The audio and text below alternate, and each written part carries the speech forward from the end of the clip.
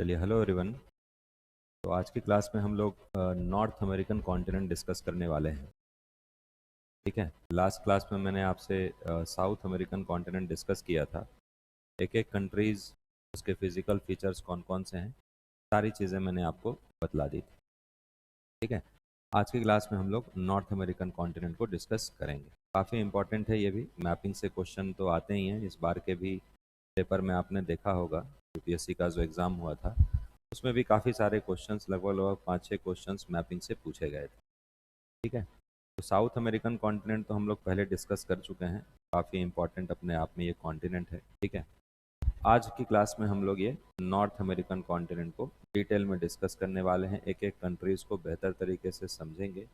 इसके आसपास की कौन कौन सी वाटर बॉडीज़ हैं उसको भी हम लोग समझने का प्रयास करेंगे। चलिए, तो बिना देर किए स्टार्ट करते हैं। पहले हम लोग पॉलिटिकल मैप को समझेंगे नॉर्थ अमेरिकन कॉन्टिनेंट का, उसके बाद हम लोग फिजिकल फीचर्स की तरफ आगे बढ़ेंगे। देखिए, जहाँ तक हम लोग नॉर्थ अमेरिकन कॉन्टिनेंट की बात करें तो इसमें कुछ कुछ इंपॉर्टेंट कंट्रीज़ जो आपको दिखती हैं, वो यहाँ पर आपको कनाडा दिख रहा होगा। ठीक है। उसके बाद यूनाइटेड स्टेट्स ऑफ अमेरिका है, फिर मैक्सिको है, फिर कुछ लैटिन अमेरिका की कंट्रीज़ भी आपको यहाँ पर दिखती हैं। लैटिन अमेरिकन कंट्रीज़, या जिसी को सेंट्रल अमेरिका भी हम लोग कहते हैं, जिसमें कि हम लोग डिस्कस करेंगे। इधर आपको दिख रहा होगा ग्वाटेमाला है, एल सल्वाडोर वगैरह, ये सारी जो कंट्रीज़ हैं, इसको भी हम लोग, ये सेंट्रल अमेरिका या लैटिन अमेरिकन कंट्रीज़ को भी हम लोग डिटेल में समझने वाले हैं। सबसे पहले तो मैं आपको ये बता दूं, लोकेशन की अगर हम लोग बात करें, अगर हम लोग नॉर्थ अमेरिकन कॉन्टिनेंट के लोकेशन की बात करें तो ये एंटायरली आपको नॉर्दर्न हेमिस्फेयर में देखने को मिलता है। इक्वेटर वाली लाइन कहीं यहाँ से गुजरती है। ठीक है। यहाँ से इक्वेटर वाली लाइन पास करती है। तो इक्वेटर के नॉर्थ में जब आप जाते हैं तो ये वाला जो हेमिस्फेयर है इसको हम लोग नॉर्थ हेमिस्फेयर कहते हैं, और इक्वेटर के साउथ में जब आप आते हैं तो इस हेमिस्फेयर को हम लोग सदर्न हेमिस्फेयर कहते हैं। तो नॉर्थ अमेरिकन कॉन्टिनेंट एंटायरली जो है वो आपका नॉर्दर्न हेमिस्फेयर में आपको देखने को मिलता है। ठीक है। इसके आसपास कुछ कुछ इंपॉर्टेंट वाटर बॉडीज, ओशियंस भी हैं। देखिए, नॉर्थ अमेरिकन कॉन्टिनेंट देखा जाए तो 3 ओशियन से ये बाउंड्री शेयर करता है। कौन कौन से ओशियंस हैं? नॉर्थ अमेरिकन कॉन्टिनेंट के नॉर्थ में आपको आर्कटिक ओशियन देखने को मिलता है। ठीक है। इसके ईस्ट में आपको अटलांटिक ओशियन देखने को मिलता है, और इसके वेस्ट में आपको पैसिफिक ओशियन देखने को मिलता है। ठीक है। तो ये इस पॉइंट को भी आप ध्यान में रखिएगा कि ये नॉर्थ अमेरिकन कॉन्टिनेंट के नॉर्थ में आर्कटिक ओशियन, मतलब north American continent Arctic ocean से भी बाउंड्री शेयर करता है। इसके ईस्ट में आपको अटलांटिक ओशियन देखने को मिलता है, मतलब north American continent Atlantic ocean से भी बाउंड्री शेयर करेगा, और इसके वेस्ट में आपको पैसिफिक ओशियन देखने को मिलेगा, है ना। मतलब north American continent Pacific ocean से भी बाउंड्री शेयर करता है। सबसे पहले जो हम लोग फोकस करने वाले हैं वो इस कंट्री पर फोकस करने वाले हैं, कनाडा पर फोकस करने वाले हैं। कनाडा के कुछ कुछ पॉलिटिकल फीचर्स को पहले हम लोग समझेंगे। ठीक है। उसके बाद तब फिर यूएसए के फिजिकल फीचर्स, पॉलिटिकल फीचर्स की तरफ पहले हम लोग आगे बढ़ेंगे। पहले एक बार पॉलिटिकल मैप को बेहतर तरीके से समझेंगे, उसके बाद तब हम लोग फिजिकल एस्पेक्ट्स की तरफ चलेंगे, जहाँ तक नॉर्थ अमेरिकन कॉन्टिनेंट की हम लोग बात करें। कनाडा का एक जूम्ड मैप मैं आपके लिए लेकर के आ रहा हूँ। कनाडा की जो कैपिटल है, वो तो बेसिक जानकारी आप लोगों को होगी ही। कनाडा की कैपिटल है ओटावा। ठीक है। हालांकि बहुत सारे लोगों को कन्फ्यूज़न रहता है कि मॉन्ट्रियल कहीं कनाडा की कैपिटल ना हो, लेकिन कनाडा की जो कैपिटल है वो है ओटावा। ठीक है। इस पॉइंट को ध्यान में रखिएगा। ओटावा कनाडा की कैपिटल है। इसमें कुछ इम्पॉर्टेंट शहर भी हैं कनाडा में, वो भी काफ़ी इम्पॉर्टेंट है। जैसे कि कनाडा में एक इम्पॉर्टेंट शहर है यहाँ पर आपका मॉन्ट्रियल। ठीक है। मॉन्ट्रियल क्यों इम्पॉर्टेंट है? क्योंकि यहाँ पर कुछ कुछ इम्पॉर्टेंट इन्वायरमेंट से रिलेटेड समिट्स वगैरह हुए हैं। ठीक है। इस वजह से मॉन्ट्रियल प्रोटोकॉल का नाम आपने सुना होगा। इस वजह से मॉन्ट्रियल शहर काफ़ी ज़्यादा इम्पॉर्टेंट है। ध्यान में रखिएगा इस बात को। तो 2 प्लेसेस मैंने आपको कनाडा में बता दिए, एक तो ओटावा है, दूसरा आपका मॉन्ट्रियल है ना। इन्वायरमेंटल रिलेटेड कुछ कुछ समिट्स हुए हैं, मॉन्ट्रियल प्रोटोकॉल के बारे में सुना होगा आपने। उसके बाद यहाँ पर कनाडा का और एक इम्पॉर्टेंट सिटी यहाँ पर कनाडा में आपको देखने को मिल जाती है, जिसका नाम है, जिस प्लेस का नाम है, यहाँ पर आप देखेंगे तो टोरंटो नाम का भी एक इम्पॉर्टेंट शहर यहाँ पर आपको देखने को मिलेगा। तो 3 इम्पॉर्टेंट प्लेसेस कनाडा में मैंने बताया आपको। एक तो कनाडा की कैपिटल ओटावा है, फिर मॉन्ट्रियल इसका एक इम्पॉर्टेंट शहर है। उसके बाद यहाँ पर टोरंटो नाम का भी एक इम्पॉर्टेंट शहर आपको देखने को मिलता है। काफ़ी इम्पॉर्टेंट है, ध्यान में आप रखेंगे इस पॉइंट को। उसके बाद आप आ जाइए जरा सा इधर ईस्ट में और आएंगे, कनाडा के इधर ईस्ट में आएंगे, तो कनाडा के ईस्ट में आपको एक काफ़ी इम्पॉर्टेंट आइलैंड है जिसका नाम है न्यू फाउंडलैंड आइलैंड, है ना। कनाडा का इधर आप एक आइलैंड देखेंगे ना, ये वाला आइलैंड जो है कनाडा का, ठीक है। यहाँ पर आपको इस आइलैंड का नाम है न्यू फाउंडलैंड आइलैंड, ठीक है, ध्यान में रखिएगा, न्यू फाउंडलैंड आइलैंड इस आइलैंड का नाम है। और यहाँ पर आपको एक इम्पॉर्टेंट पोर्ट दिखता है कनाडा का, कनाडा के एकदम ईस्टर्न पार्ट पर अटलांटिक ओशियन के साइड एक इम्पॉर्टेंट पोर्ट है यहाँ पर जिसका नाम है सेंट जॉन्स पोर्ट, ठीक है। सेंट जॉन्स पोर्ट को भी ध्यान में रखेंगे, ये भी कनाडा का एक बहुत इंपॉर्टेंट पोर्ट है, कनाडा के न्यू फाउंडलैंड आइलैंड पर आपको देखने को मिलता है, काफ़ी इंपॉर्टेंट है ये भी। उसके बाद यहीं पर एक प्लेस और है जिसका नाम है हेलिफैक्स, थोड़ा सा साउथ में आइए आप, ठीक है, इस न्यू फाउंडलैंड आइलैंड से थोड़ा सा साउथ में आएंगे तो हेलिफैक्स नाम का भी एक प्लेस यहाँ पर एक शहर आपको देखने को मिलता है। हेलिफैक्स काफ़ी ज़्यादा इम्पॉर्टेंट प्लेस है कनाडा की, अगर हम लोग बात करें तो इसके पीछे का रीज़न अभी मैं समझाऊंगा आपको, लेकिन जो इम्पॉर्टेंट शहर इम्पॉर्टेंट प्लेसेस मैंने आपको बताए हैं उसको आप बिल्कुल ध्यान में रखिएगा। जैसे कि अगर मैं कहूँ आपसे कनाडा के कुछ इम्पॉर्टेंट प्लेसेस की जानकारी आपको दूं तो उसमें आपको मैंने अभी बतला दिया है। एक तो कनाडा की कैपिटल कौन सी हो गई, ओटावा, ठीक है। उसके बाद मॉन्ट्रियल शहर बताया मैंने, फिर यहाँ पर टोरंटो शहर बताया है। उसके बाद न्यू फाउंडलैंड आइलैंड के बारे में डिस्कस किया हमने, और उसके बाद यहाँ पर एक प्लेस और दिख रहा है हमें जिसका नाम है हेलिफैक्स। हेलिफैक्स भी कनाडा के एक इम्पॉर्टेंट प्लेस के रूप में हम लोग कंसिडर करते हैं। अब हेलिफैक्स का इम्पोर्टेंस क्या है समझिएगा, इस पॉइंट को इस पॉइंट को भी डिस्कस करता हूं मैं आपसे। देखिए कनाडा के इधर ईस्टर्न पार्ट पर आपको हेलिफैक्स दिखता है, उसी तरीके से कनाडा के वेस्टर्न पार्ट पर यहाँ पर एक वैंकूवर भी है। वैंकूवर शहर कनाडा का पैसिफिक ओशियन के साइड आपको देखने को मिलेगा। अब यहाँ पर वैंकूवर का अगर हम लोग बात करें वैंकूवर की, तो वैंकूवर का इम्पोर्टेंस मॉडर्न इंडियन हिस्ट्री में भी काफ़ी रहा है। आपने अगर मॉडर्न इंडियन हिस्ट्री पढ़ा है और जब आप 1914 के आसपास के टाइम पीरियड को डिस्कस करते हैं, 1914 के आसपास के टाइम पीरियड को आप देखते हैं, तो आप ये पाते हैं उसमें कि यहाँ पर 1914 में क्या हुआ था भारत में, 1914-15 में भारत में गदर मूवमेंट हुआ था, ठीक है, गदर मूवमेंट। तो उसका जो रिलेशन था ना गदर मूवमेंट का, कहीं ना कहीं नॉर्थ अमेरिकन कॉन्टिनेंट से ही था, यूएसए से था, यूनाइटेड स्टेट्स ऑफ अमेरिका से था। क्योंकि गदर पार्टी की स्थापना अगर हम लोग देखें, गदर बेसिकली एक न्यूज़पेपर था, ठीक है, और उसके जो ऑफिस की अगर हम लोग बात करें तो वो आपको सैन फ्रांसिस्को, यूएसए का जो यूनाइटेड स्टेट्स ऑफ अमेरिका का जो एक इम्पॉर्टेंट शहर है, सैन फ्रांसिस्को में ही गदर न्यूज़पेपर के हेडक्वार्टर्स भी या उसके ऑफिस भी आपको देखने को मिल जाते हैं।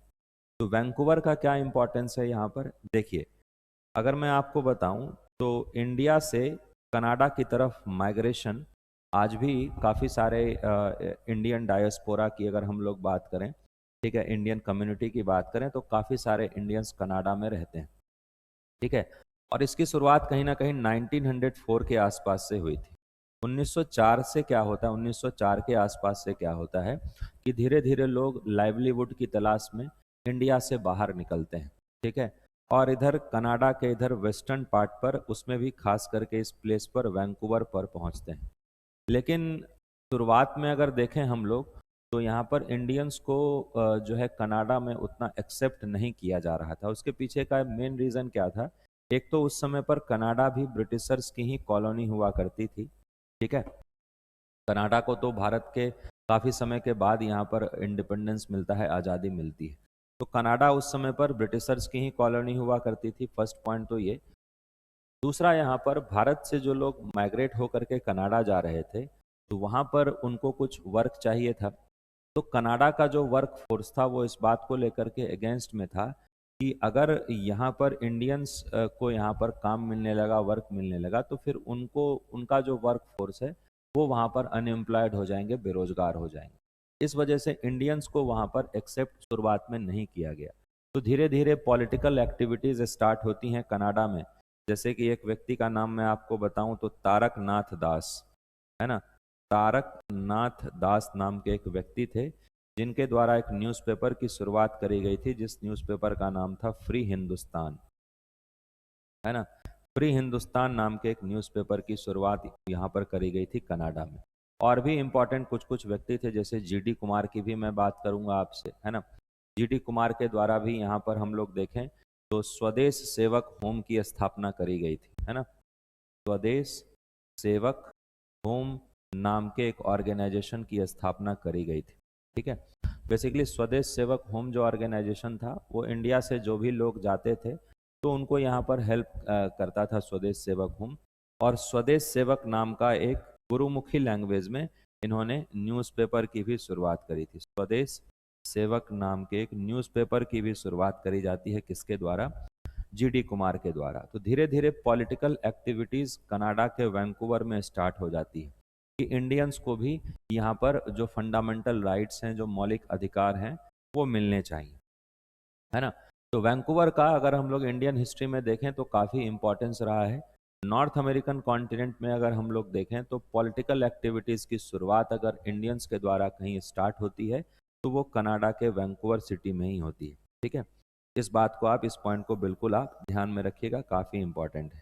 अब यहाँ पर मॉडर्न टाइम्स की अगर बात करें तो वैंकूवर तो एक इम्पॉर्टेंट इधर पोर्ट आपको देखने को मिलता ही है कनाडा का, लेकिन साथ ही साथ यहाँ पर हम लोग देखते हैं कि वैंकूवर से हैलिफैक्स तक, वैंकूवर शहर से हैलिफैक्स तक एक इम्पॉर्टेंट रेलवे लाइन भी बिछाई गई है जिसका नाम है ट्रांस कनेडियन रेलवे लाइन, जिसका नाम है ट्रांस कनेडियन रेलवे लाइन भी यहाँ पर बिछाई गई है। काफ़ी ज़्यादा इम्पॉर्टेंट है ये भी, ट्रांस कनेडियन रेलवे लाइन, ठीक है। बिल्कुल ध्यान में रखेंगे, वैंकूवर से हैलिफैक्स तक, ठीक है। चलिए, तो कितने सारे एंट्रीज हो गए हमारे, काफ़ी कुछ हमने पढ़ा है। एक छोटा सा रिवीजन मैं करवा रहा हूँ आपको। कनाडा की कैपिटल हो गई ओटावा, फिर मॉन्ट्रियल शहर को देखा हमने, इम्पॉर्टेंट ये प्लेस है मॉन्ट्रियल भी।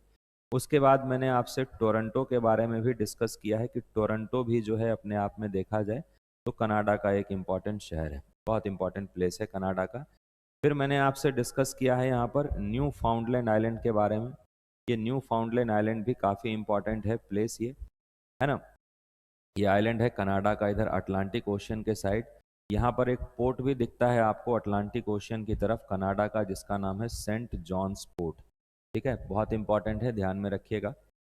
फिर मैंने आपको बतलाया कि एक इम्पॉर्टेंट प्लेस यहाँ पर हेलिफैक्स है, फिर वैंकूवर भी है।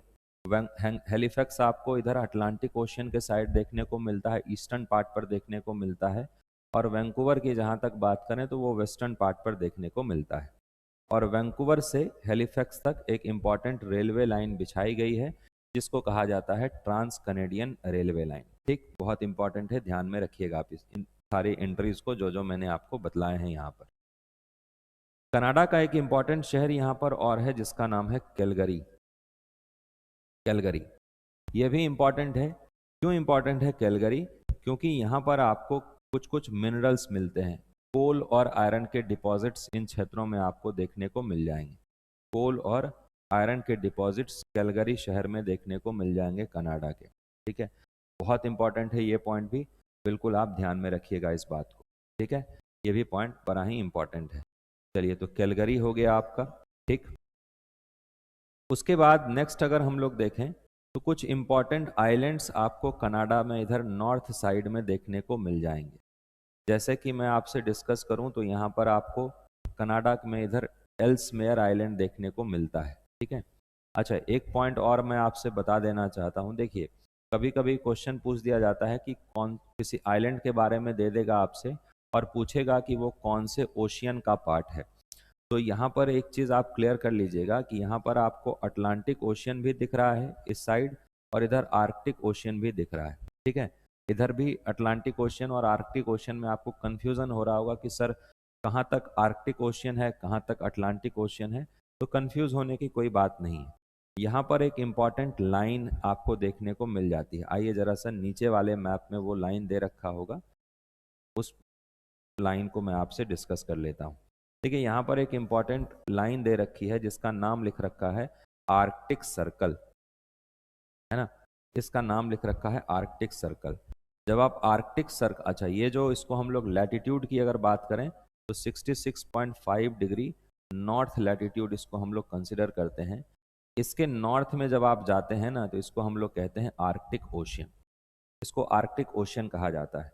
तो 66.5 डिग्री से ऊपर जितनी भी वाटर बॉडीज होंगी वो सब आर्कटिक ओशियन का पार्ट होंगी, और 66.5 डिग्री से नीचे जो भी वाटर बॉडीज होंगी वो किसका पार्ट होंगी, वो अटलांटिक ओशियन का पार्ट होंगी। बहुत सिंपल है, इसमें कोई डाउट आपको नहीं होना चाहिए। तो यहाँ पर कल को आपके से क्वेश्चन पूछ दिया जाए कि सर एल्समेयर आइलैंड की अगर हम लोग बात करें तो ये कौन से ओशियन का पार्ट है, तो आपका जवाब होगा आर्कटिक ओशियन का पार्ट है सर, क्योंकि आपको ये जो आइलैंड है ये 66.5 डिग्री नॉर्थ लैटिट्यूड के और नॉर्थ में देखने को मिल रहा है। ये 66.5 डिग्री वाली लाइन है, इसके नॉर्थ में ही देखने को मिल रहा है ना हमें ये आइलैंड, ठीक है। एल्समेयर आइलैंड की मैं आपसे बात कर रहा हूँ। तो ये आर्कटिक ओशियन का पार्ट है, ध्यान में रखेंगे आप इसको। उसके बाद जस्ट इसके नॉर्थ में आइए तो क्वीन एलिजाबेथ आइलैंड भी आपको देखने को मिल रहा है, ये भी बड़ा ही इंपॉर्टेंट आइलैंड है कनाडा का। तो दो आइलैंड्स मैंने आपको बतला दिए, एक तो एल्समेयर आइलैंड है, दूसरा यहाँ पर क्वीन एलिजाबेथ आइलैंड है। और थोड़ा नीचे आइए तो डेवॉन आइलैंड भी आपको देखने को मिलेगा, फिर यहाँ पर विक्टोरिया आइलैंड भी आपको देखने को मिलता है। तो टोटल 4 आइलैंड्स इधर नॉर्थ में मैंने आपको बताए हैं जो कि आर्कटिक ओशियन से रिलेटेड है। कौन कौन से आइलैंड्स हो गए, एल्समेयर आइलैंड है, उसके बाद क्वीन एलिजाबेथ है, फिर डेवॉन आइलैंड है, फिर यहाँ पर विक्टोरिया आइलैंड है। टोटल 4 आइलैंड्स यहाँ पर आर्कटिक ओशियन के पार्ट हैं और ये कनाडा कंट्री से ही रिलेटेड है। अगर कोई पूछ दे आपसे कि कौन सी कंट्री से रिलेटेड है ये, तो आपका आंसर होना चाहिए कनाडा से रिलेटेड है, ध्यान में रखिएगा। हाँ, लेकिन यहाँ पर मैंने जो आपको न्यू फाउंडलैंड आइलैंड बताया था वो अटलांटिक ओशियन का पार्ट है, इस बात की भी जानकारी आपको होनी चाहिए। क्लियर है ना? चलिए नेक्स्ट अगर हम लोग देखें तो यहाँ पर एक इम्पॉर्टेंट आइलैंड और दिखता है हमें, एक इम्पॉर्टेंट आइलैंड और यहाँ पर आपको दिख रहा होगा, उसका नाम लिख रखा है बैफिन आइलैंड, है ना, बैफिन आइलैंड। तो ये भी कनाडा का ही है, ठीक है, कंफ्यूज मत करिएगा इसमें भी। इसका आधा हिस्सा इधर आर्कटिक ओशियन की तरफ है और आधा हिस्सा इसका अटलांटिक ओशियन की तरफ है, तो कंफ्यूज नहीं होना चाहिए, दोनों ओशियन से रिलेटेड है ये, आर्कटिक और अटलांटिक दोनों ओशियन से रिलेटेड है। तो अभी तक हमने कनाडा में कितनी एंट्रीज पढ़ ली हैं, आइए एक छोटा सा मैं लिस्ट आपके लिए बना देता हूं। देखिए मैंने आपसे कहा कि कनाडा की जो कैपिटल है वो क्या है, कनाडा की कैपिटल ओटावा हमने डिस्कस किया है अभी, ठीक है। कैपिटल हमने क्या डिस्कस किया था, कनाडा का ओटावा, ठीक। उसके बाद मैंने कुछ इंपॉर्टेंट शहर इसमें बताए हैं आपको, जैसे कि एक तो मैंने आपको बता दिया कि एक इंपॉर्टेंट शहर यहाँ पर देखने को मिलता है आपको मॉन्ट्रियल, ठीक है। मॉन्ट्रियल एनवायरनमेंट से भी रिलेटेड है, मॉन्ट्रियल प्रोटोकॉल के बारे में सुना होगा आपने। उसके बाद टोरंटो शहर भी देखने को मिलता है यहाँ पर आपको, टोरंटो इंपॉर्टेंट एक सिटी है, एक प्लेस है टोरंटो। फिर मैंने आपसे डिस्कस किया है न्यू फाउंडलैंड आइलैंड के बारे में, न्यू फाउंडलैंड आइलैंड के बारे में मैंने आपसे डिस्कस किया है, ये भी इम्पॉर्टेंट है। यहाँ पर मैंने एक पोर्ट बता दिया है आपको जिसका नाम है सेंट जॉन्स पोर्ट, ठीक है, सेंट जॉन्स पोर्ट, इस बात की भी जानकारी आपको होनी चाहिए। सेंट जॉन्स पोर्ट भी इंपॉर्टेंट है न्यू फाउंडलैंड आइलैंड से रिलेटेड, ठीक है, ध्यान में रखिएगा। उसके बाद मैंने यहीं पर आपको कनाडा के ईस्टर्न साइड पर ही एक प्लेस बताया था जिसका नाम था हेलीफैक्स, हेलीफैक्स नाम का एक प्लेस बताया था। ये इंपॉर्टेंट है, अटलांटिक ओशन के साइड मिलता है आपको देखने के लिए। और कनाडा के वेस्टर्न पार्ट पर जो हमने डिस्कस किया था, एक शहर डिस्कस किया था जिसका नाम था वैंकूवर, है ना, वैंकूवर। वैंकूवर अगर देखा जाए तो भारतीय इतिहास, इंडियन हिस्ट्री में भी उसका काफ़ी इम्पोर्टेंस है। साथ ही साथ वैंकूवर से हैलिफैक्स तक एक रेलवे लाइन बिछाई गई है जिसका नाम है ट्रांस कनेडियन रेलवे लाइन, है ना, ट्रांस कनेडियन रेलवे लाइन यहाँ पर बिछाई गई है। तो ये भी काफ़ी इम्पोर्टेंट आपको पॉइंट है, ध्यान में आप रखेंगे। उसके बाद मैंने कुछ आइलैंड्स आपको बता दिए कनाडा के, जैसे कि एक आइलैंड था आपका एल्समेयर आइलैंड, उसके बाद दूसरा हमने देखा यहीं पर डेवॉन आइलैंड, ठीक है। फिर हमने डिस्कस किया था विक्टोरिया आइलैंड के बारे में, ठीक, विक्टोरिया आइलैंड को डिस्कस किया था। उसके बाद जो है मैंने आपसे डिस्कस किया था, यहीं पर आपको बताया था मैंने, एक तो यहीं पर बैफिन आइलैंड भी था आपका, है ना। ये सारे कुछ कुछ आइलैंड्स थे जिसकी जानकारी आपको होनी चाहिए, ठीक है। चलिए, काफ़ी इंपॉर्टेंट ये आइलैंड्स हैं, है ना, ध्यान में आप रखिएगा इसको। ये तो कनाडा के कुछ कुछ इंपॉर्टेंट आइलैंड्स हो गए, कुछ इंपॉर्टेंट शहर हो गए, इसकी जानकारी आपको बहुत अच्छे तरीके से होनी चाहिए, जो कि कभी कभी एग्जाम में मैच द फॉलोइंग में पूछे जाते हैं, है ना। बाद बाकी इसमें आपको क्या करना है, इसमें एक चीज़ और आपको करना है कि आप न्यूज़पेपर वगैरह तो फॉलो करते ही होंगे। तो न्यूज़पेपर में कभी कोई आर्टिकल आ गया, कोई प्लेस आ गया उसमें जो करंट अफेयर्स में न्यूज़ में है, क्योंकि इस बार भी यूपीएससी ने प्रीलिम्स में जो क्वेश्चन पूछा है तो उसमें वही करंट अफेयर्स में जो प्लेसेस थे इंपॉर्टेंट, उसी से रिलेट करके आपको कंट्री के बारे में पूछा गया है, ठीक है। तो वो सारी चीज़ें आपको थोड़ा सा करंट अफेयर्स पर भी फोकस करना है, न्यूज़पेपर पर भी फोकस करना है, और जहां आप अपना नोट्स बना रहे होंगे उसमें उन प्लेसेस को आप मेंशन कर लीजिएगा, कोई प्लेस अगर करंट अफेयर्स में कभी न्यूज़ में रहता है तो। अभी हमारे लिए इतने ही प्लेसेस इंपॉर्टेंट हैं कनाडा की अगर हम लोग बात करें तो, और कनाडा के पॉलिटिकल फीचर की अगर हम लोग बात करें तो। बाद बाकी जब फिजिकल फीचर्स की तरफ आगे बढ़ेंगे, हम लोग पढ़ेंगे फिजिकल फीचर्स को, तब मैं वहाँ पर आपको डिफरेंट डिफरेंट जो इम्पॉर्टेंट लेक्स हैं कनाडा के, इम्पॉर्टेंट माउंटेन्स, रिवर्स के बारे में और डिटेल में डिस्कस करूँगा। अब हम लोग आ जाते हैं नॉर्थ अमेरिकन कॉन्टिनेंट की सबसे इम्पॉर्टेंट कंट्री, और अगर हम लोग वर्ल्ड में भी अगर बात करें, वर्ल्ड जियोपॉलिटिक्स की भी बात करें, इस कंट्री का काफ़ी ज़्यादा इम्पोर्टेंस है, और वो है आपका United states of America, USA. काफ़ी इम्पॉर्टेंट कंट्री है ये, ठीक है। और इसके कुछ कुछ इम्पॉर्टेंट प्लेसेस के बारे में हम लोग डिस्कस करने वाले हैं। देखिए, सबसे पहली बात तो यहाँ पर आपको मैं बताऊँ तो यूएसए की कैपिटल है वॉशिंगटन डीसी, है ना। यूएसए की कैपिटल क्या है? Washington DC.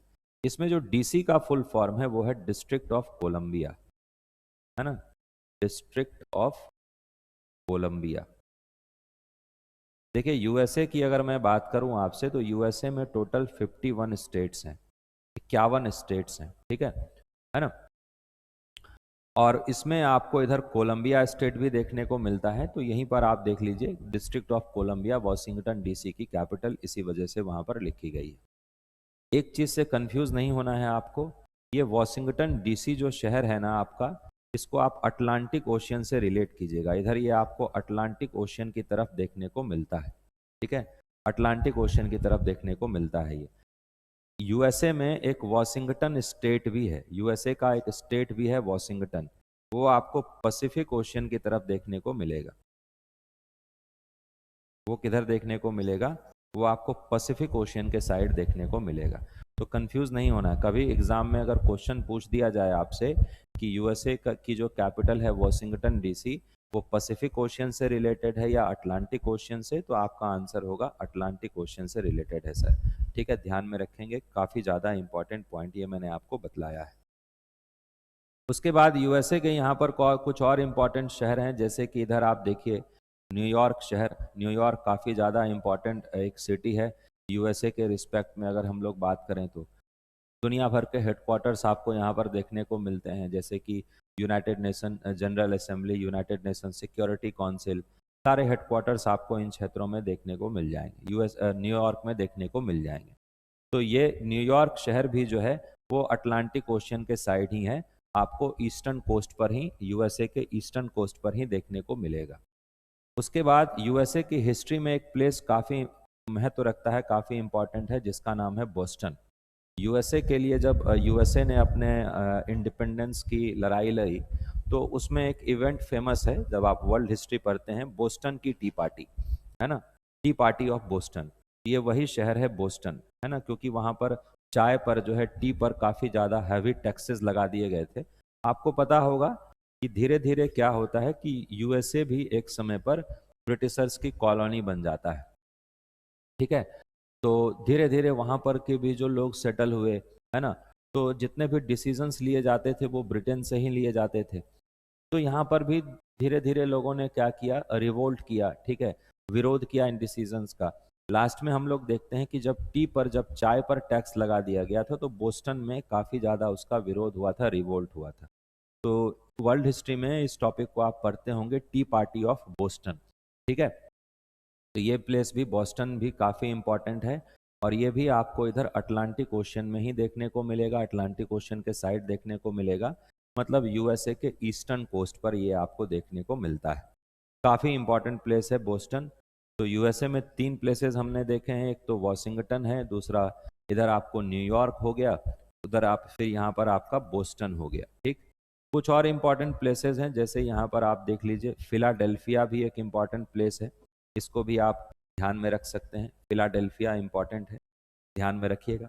चलिए, उसके बाद अगर हम लोग आए तो यहाँ पर आपको कुछ इम्पॉर्टेंट शहर और देखने को मिल जाते हैं। ठीक है, इधर यूएसए के ईस्ट साइड में ही है। एक तो यूएसए का डेट्रॉइट शहर, डेट्रॉइट सिटी ऑफ यूएसए। अब इसका क्या इम्पोर्टेंट है, आपने सुना होगा कि जो ऑटोमोबाइल इंडस्ट्री है ना, ऑटोमोबाइल, जैसे कि डेट्रॉइट ऑफ इंडिया हम लोग किसको कहते हैं, डेट्रॉइट ऑफ इंडिया चेन्नई को कहा जाता है। ठीक है, उसी तरीके से हम लोग अलग अलग कंट्रीज़ को जब पढ़ते हैं तो वहाँ पर भी जहाँ पर ऑटोमोबाइल इंडस्ट्री काफ़ी ज़्यादा प्रॉस्पेरस होती है तो उसको डेट्रॉइट के नाम से ही जाना जाता है। ऐसा क्यों है? ऐसा इस वजह से है क्योंकि ऑटोमोबाइल सेक्टर का जो डेवलपमेंट हुआ है, गाड़ियों की मैं बात कर रहा हूँ आपसे, तो ऑटोमोबाइल सेक्टर का जो डेवलपमेंट हुआ है वो यहाँ पर डेट्रॉइट नाम के प्लेस से ही इसकी शुरुआत हुई थी। फोर्ड का नाम सुना होगा आपने, ठीक है ना, फोर्ड की जो गाड़ियाँ आती हैं, फोर्ड कंपनी जो है काफ़ी अच्छी गाड़ियाँ बनाती हैं फोर्ड। तो ये जो फोर्ड कंपनी की की शुरुआत हुई थी, स्टार्टिंग हुआ था, वो डेट्रॉइट शहर से ही हुआ था। इसके पीछे का रीज़न भी है क्योंकि यूएसए का जो ये ईस्टर्न पार्ट है ना, जब मैं आपसे डिस्कस करूंगा फिजिकल फीचर्स के बारे में, तो यहाँ पर मैं आपको एक माउंटेन सिस्टम डिस्कस करूंगा, माउंटेन रेंज जिसका नाम है एपलेशियन माउंटेन।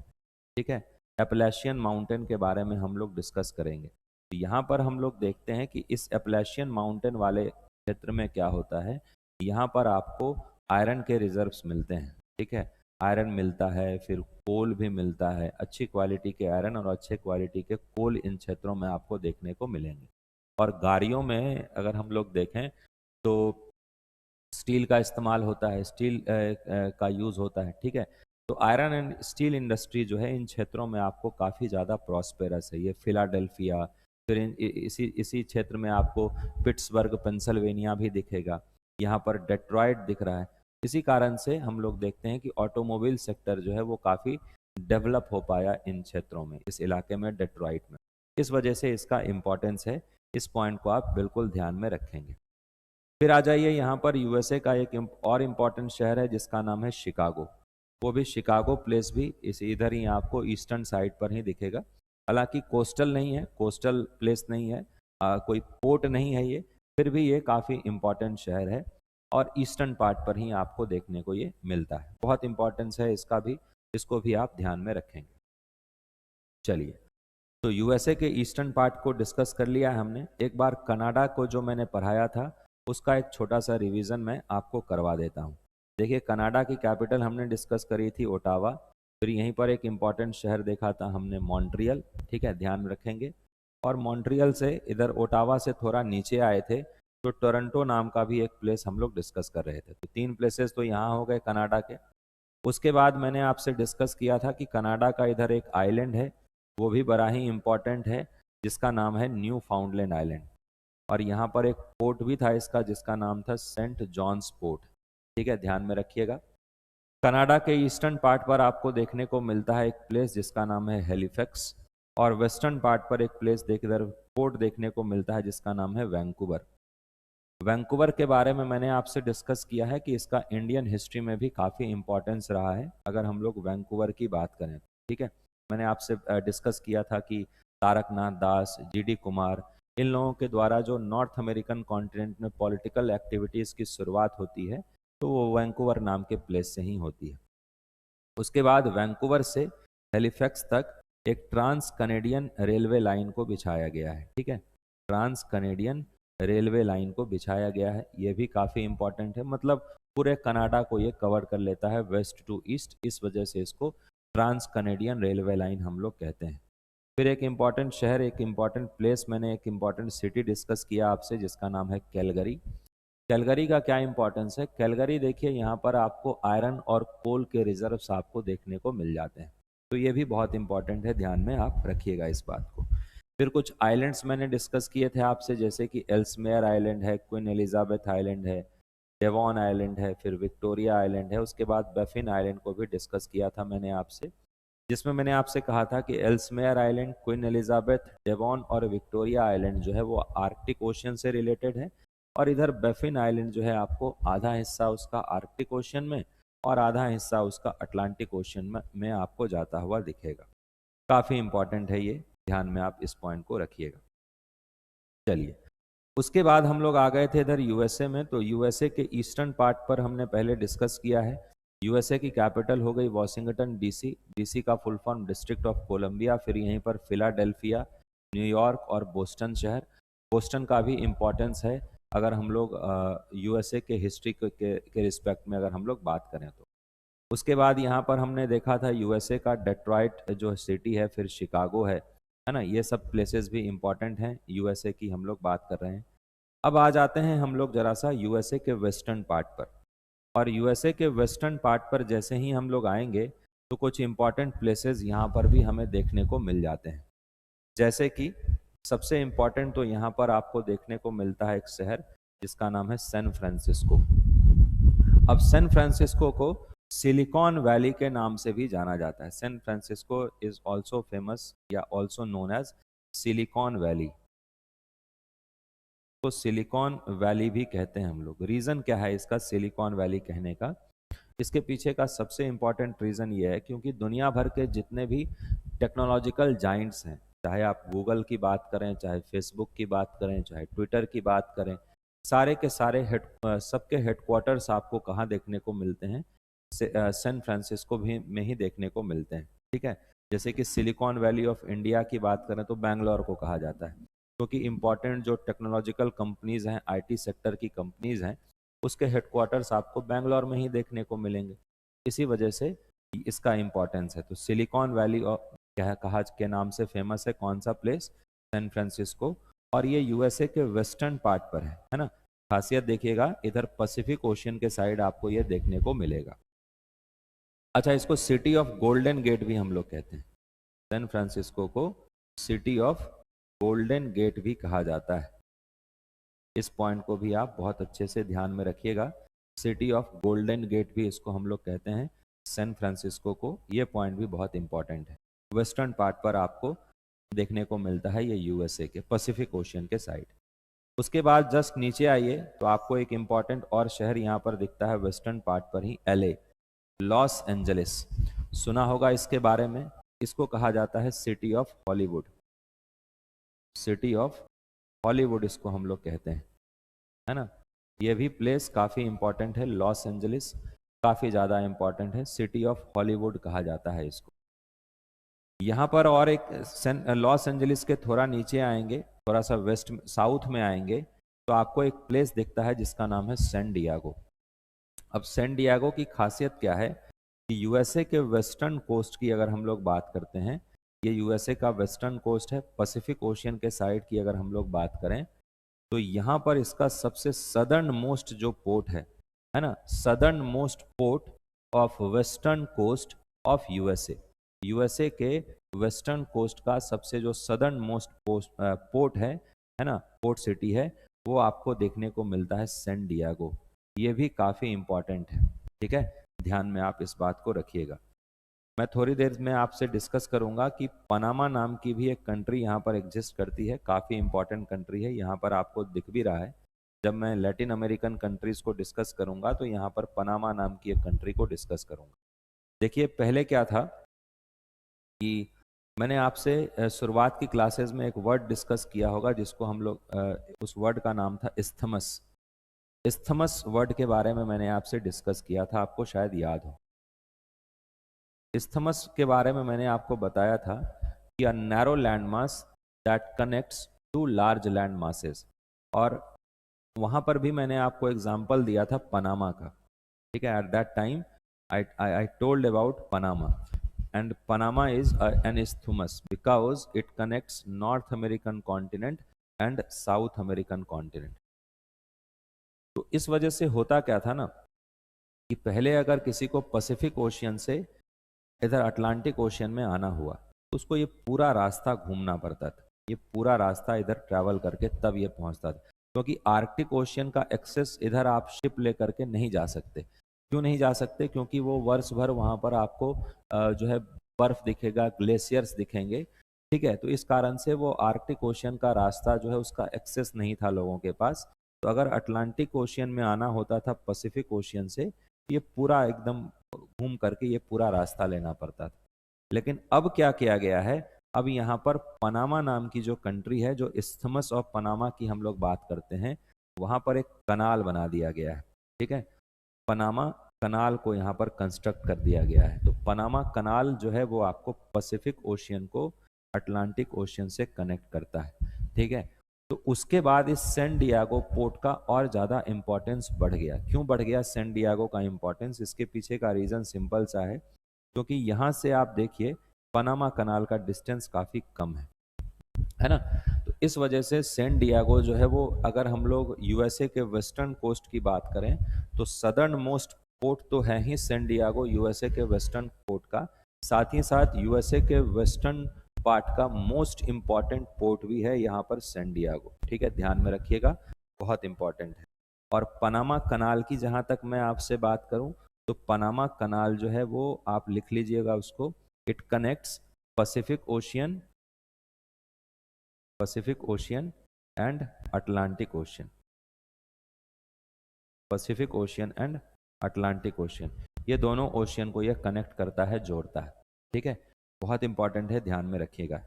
चलिए, तो 3 प्लेसेस यहाँ पर वेस्टर्न पार्ट पर हमने अभी तक डिस्कस किए हैं यूएसए के। कौन कौन से प्लेसेस हो गए? एक तो आपका यहाँ पर सैन फ्रांसिस्को हो गया। ठीक है, ध्यान रखेंगे। फिर ये लॉस एंजलिस है, उसके बाद यहाँ पर सैन डियागो है। ठीक है, बहुत इंपॉर्टेंट है ये तीनों प्लेसेस, याद रखेंगे। उसके बाद यहाँ पर आप देखिए, ये पोर्ट तो नहीं है हालांकि, लेकिन फिर भी एक काफ़ी इंपॉर्टेंट प्लेस है जिसका नाम है लास वेगास।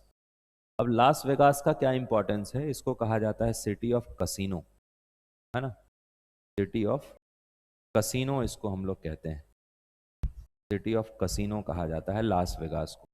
बहुत इंपॉर्टेंट है, ध्यान में आप इस पॉइंट को रखेंगे। चलिए, तो ये यूएसए से रिलेटेड हो गई चीज़ें। तो कनाडा और यूएसए के इंपॉर्टेंट प्लेसेस आपको पता होने चाहिए। कनाडा की कैपिटल मैंने डिस्कस किया था आपसे, कनाडा की कैपिटल है ओटावा। फिर कुछ इंपॉर्टेंट प्लेसेस मैंने यहीं पर आपसे डिस्कस किए कि मॉन्ट्रियल है, उसके बाद टोरंटो है। ये आइलैंड का नाम मैंने आपसे डिस्कस किया था, न्यू फाउंडलैंड आइलैंड। यहीं पर एक पोर्ट मैंने आपको बतला दिया था जिसका नाम था सेंट जॉन्स पोर्ट, है ना। ध्यान में रखिएगा इस पॉइंट को भी। यहाँ पर एक इम्पॉर्टेंट शहर और था जिसका नाम था हेलीफैक्स, हेलीफैक्स नाम का एक इम्पॉर्टेंट शहर देखा था हमने। फिर कनाडा के वेस्टर्न पार्ट पर वैंकूवर भी बताया मैंने आपको, है ना, वैंकूवर, ये भी इम्पॉर्टेंट है। अच्छा, वैंकूवर से लेकर के हेलीफैक्स तक एक ट्रांस कनेडियन रेलवे लाइन भी बिछाई गई है ना। पूरे कनाडा के वेस्ट टू ईस्ट पार्ट को वो जोड़ देता है, कनेक्ट करता है। ये सारी चीज़ें इंपॉर्टेंट है, आप ध्यान में रखिएगा। यहाँ पर आपको कनाडा में एक प्लेस और दिखता है जिसके बारे में मैंने डिस्कस किया आपसे, जिसका नाम है कैलगरी। कैलगरी नाम का प्लेस दिखता है। यहाँ पर आपको कोल और आयरन के डिपॉजिट्स देखने को मिल जाते हैं। ठीक, उसके बाद कनाडा के कुछ इंपॉर्टेंट आइलैंड्स मैंने आपको बताया। I have discussed about some important islands of Canada. First was Ellesmere Island, second was Devon Island, third was Victoria Island, and fourth was Queen Elizabeth Island. And fifth island we have discussed about Baffin Island, and I told you Baffin Island's extension is in Arctic and Atlantic, both the oceans. But Ellesmere Island, Devon Island, Victoria Island, and Queen Elizabeth Island is connected with Arctic Ocean. ठीक है, you have to remember that which island is related with which ocean, because it can come in examination in the match the following section, है ना।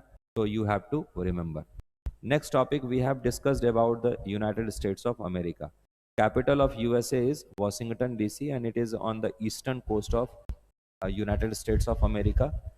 Here we also talked about New York and then Philadelphia and then Boston.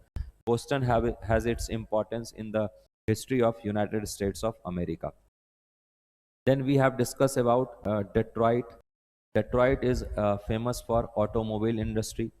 Then we have discussed about Chicago, important city of United States of America. Then we came on the western coast of USA, and here we talked about San Francisco. San Francisco is also known as City of Golden Gate, City of Golden Gate, and it is also known as Silicon Valley. I have told you it is also known as Silicon Valley. Then we have discussed about LA, Los Angeles.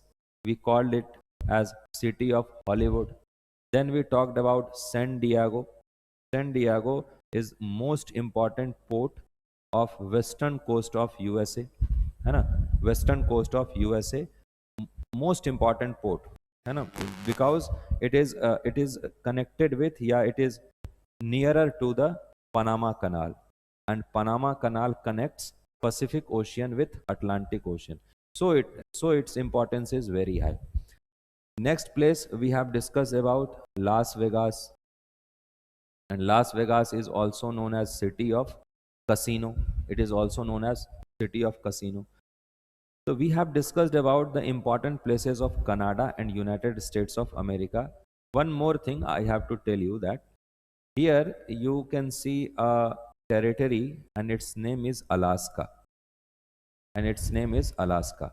USA purchased this territory from Russia in medieval times. When you go in history, then you will know about Alaska, and it was before USA. USA के पहले ये रसिया की territory हुआ करती थी, है ना.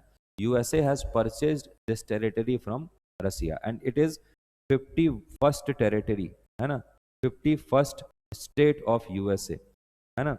Alaska is the 51st state of United States of America. This landmass, yeah, this territory is very important for United States of America. You have to remember this. Though it does not shares, though it does not shares boundary with mainland USA. Here we can see this part of USA is the mainland USA. USA की मुख्य भूमि है ये. But Alaska does not shares boundary with mainland USA. It shares boundary with Canada. But its importance for USA is very high, because this place is this Alaska territory, this Alaska thing is very near to Russia, very near, very close to Russia. So this place importance is very high for United States of America. You have to remember this point. And USA has purchased this territory from Russia.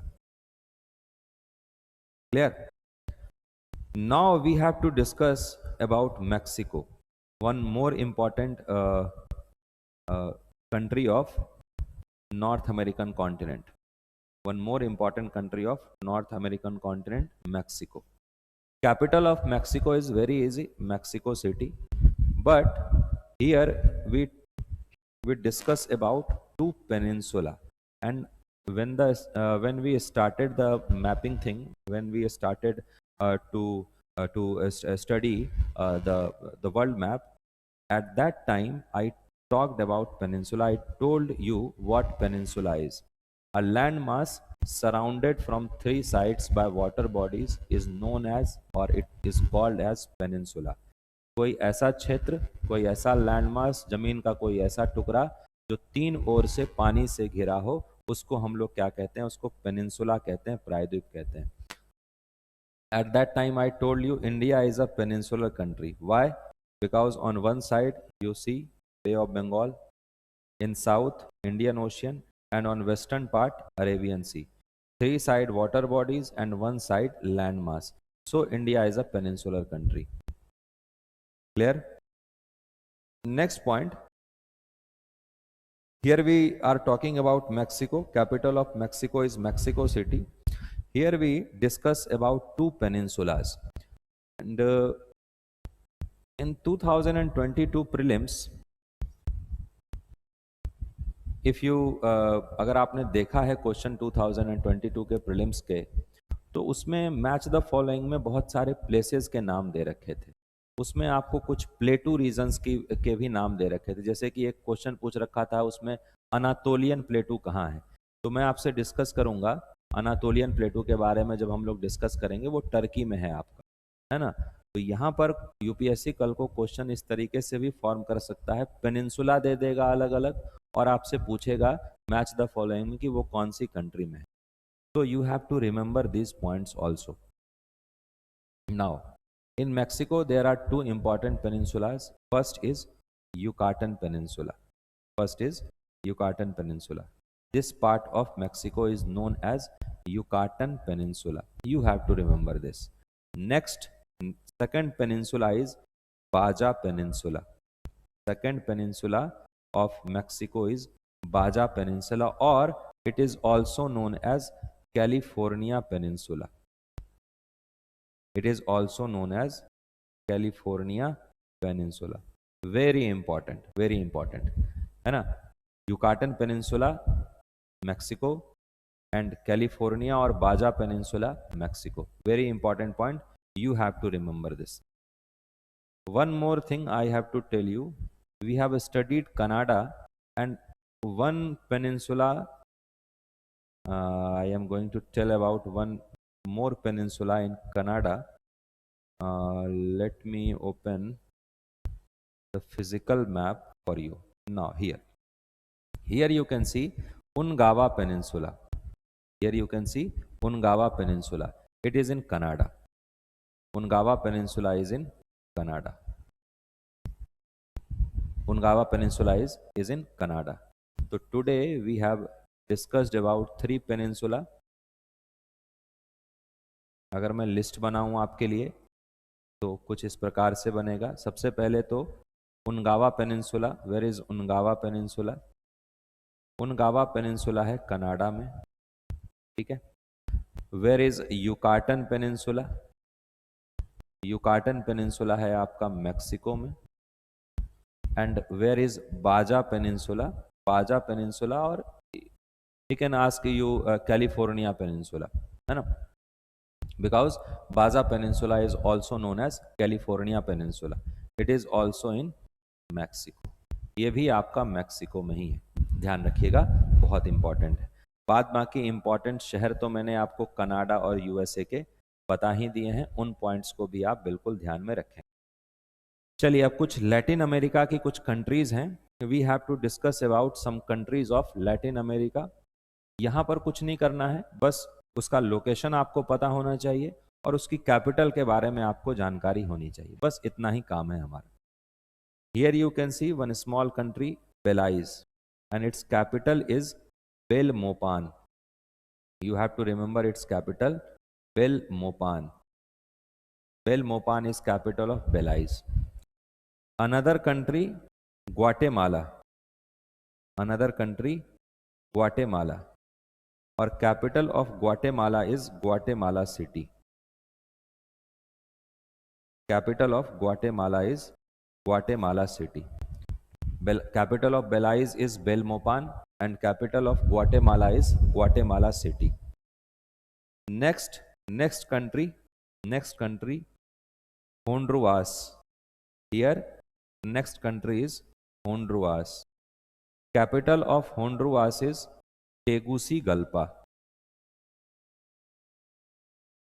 Capital of Honduras is Tegucigalpa. You have to remember this. Next country here is El Salvador. El Salvador. Capital of El Salvador is San Salvador. Capital of El Salvador is San Salvador. Very important country, El Salvador. Capital of El Salvador is San Salvador. You have to remember capitals of all the countries I am discussing with you. First country I have discussed, Belize, capital Belmopan. Next country I have discussed, Guatemala, capital of Guatemala is Guatemala City. Next country I have discussed, Honduras, capital of Honduras is Tegucigalpa. Next country I have discussed, El Salvador, capital of El Salvador is San Salvador. Very important, you have to remember capitals of all the countries. Next country we are discussing about Nicaragua. Next country, Nicaragua. And capital is Managua. Capital is Managua. Capital of Nicaragua is Managua. Here you can also find one lake, and the name of this lake is Lake Nicaragua. है ना? On the name of capital के नाम पर ही इस lake का भी नाम रखा गया है ना? निकारागुआ, और कैपिटल इसकी मानागुआ है. तो दो लेक्स यहाँ पर आपको देखने को मिल जाती हैं. एक तो लेक निकारागुआ है, दूसरी लेक यहाँ पर मानागुआ है. तो एक कंट्री के नाम पर और एक कैपिटल के नाम पर इन लेक्स का नाम, इन झीलों का नाम यहाँ पर रखा गया है. ठीक, आइए एक बार चलते हैं, हम लोग रिवीजन करेंगे थोड़ा सा, जिससे आपको चीज़ें ज़्यादा क्लियर हो जाए. देखिए, कनाडा में कुछ इंपॉर्टेंट प्लेसेस मैंने आपको बतला दिए. कैपिटल उसकी ओटावा है. फिर टोरंटो शहर के बारे में हमने देखा था. यहीं पर हमने उसके बाद हमने देखा था मॉन्ट्रियल शहर के बारे में मैंने आपसे डिस्कस किया. उसके बाद यहाँ पर हम लोग देखते हैं न्यू फाउंडलैंड आइलैंड, है ना. न्यू फाउंडलैंड आइलैंड को भी हमने डिस्कस किया था. न्यू फाउंडलैंड आइलैंड में ही आपको सेंट जॉन्स नाम का एक पोर्ट मैंने डिस्कस किया है. इधर आपको इधर कनाडा के ईस्टर्न पार्ट पर एक शहर दिखता है जिसका नाम है हैलिफैक्स. ध्यान में रखिएगा, ये भी काफ़ी इंपॉर्टेंट है. वेस्टर्न पार्ट पर भी एक शहर दिखता है जिसका नाम है वैंकूवर, है ना. वैंकूवर नाम का एक शहर दिखता है. वैंकूवर से हैलिफैक्स तक एक ट्रांस कनेडियन रेलवे लाइन को भी बेसिकली कंस्ट्रक्ट किया गया है, जो कि वेस्टर्न और ईस्टर्न कनाडा को आपस में कनेक्ट करता है.